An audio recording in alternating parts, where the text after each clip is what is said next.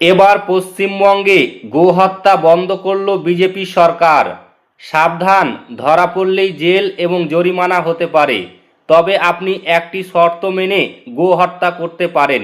সেই শর্তটি কি রয়েছে এই ভিডিওতে আপনাদেরকে বিস্তারিতভাবে জানিয়ে দেব। অবশ্যই ভিডিওটি শেষ পর্যন্ত দেখবেন। তার আগে আপনাদের কাছে ছোট্ট একটি রিকোয়েস্ট করছি, আপনি যদি আমাদের এই চ্যানেলটিকে এখনও পর্যন্ত সাবস্ক্রাইব করে না থাকেন তবে এইরকমই নতুন নতুন ভিডিও সবার আগে দেখার জন্য অবশ্যই সাবস্ক্রাইব করে নেবেন। নিয়ম না মেনে গোহত্যা নিষিদ্ধ করল রাজ্য, ধরা পড়লেই জেল এবং জরিমানা। নিয়ম বহির্ভূত গোহত্যা বন্ধে কড়া ব্যবস্থা নিচ্ছে রাজ্য সরকার। গোহত্যা রুখতে একাধিক নির্দেশ জারি করা হয়েছে।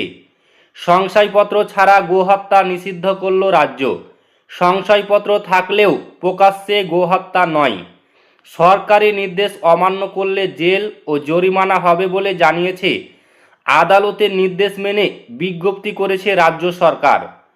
রাজ্যের নির্দেশিকা অনুযায়ী পশু বলি দিতে গেলে পুরসভার চেয়ারম্যান বা পঞ্চায়েত সমিতির সভাপতি এবং একজন সরকারি পশু চিকিৎসকের থেকে পশু বলির জন্য সার্টিফিকেট নিতে হবে। সেই সঙ্গে তাছাড়া পশুর বয়স ও শারীরিক অবস্থা দেখে নিতে হবে। এখানেই শেষ নয়, নির্দেশিকায় বলা হয়েছে পশুটির বার্ধক্য, আঘাত বা অন্য কোনো দুর্রোগ্য ব্যাধির কারণে স্থায়ীভাবে অক্ষম হয়েছে কিনা তা দেখে নিতে হবে। তবে সংশয়পত্র থাকলেও প্রকাশ্যে স্থানে বা রাস্তার ধারে পশু বলি দেওয়া যাবে না। শুধু সরকারি বা প্রশাসন অনুমোদিত কসাইখানাতে পশু হত্যা সম্পূর্ণ করতে হবে। সরকারের এই নির্দেশ না মানলে দোষী সাব্যস্ত ব্যক্তি সর্বোচ্চ 6 মাসের জেল হতে পারে, 1000 টাকা পর্যন্ত জরিমানা অথবা জেল ও উভয়ই জরিমানা হতে পারে। এই নির্দেশিকার জেরে গরু বা মহিষের মাংস ব্যবসায়ীরা সমস্যায় পড়তে পারে বলে মনে করা হচ্ছে। তবে মাংস বেচতে গেলে নিয়ম মেনে বেচতে হবে, না হলে শাস্তির মুখে পড়তে হবে কসাইরাকে।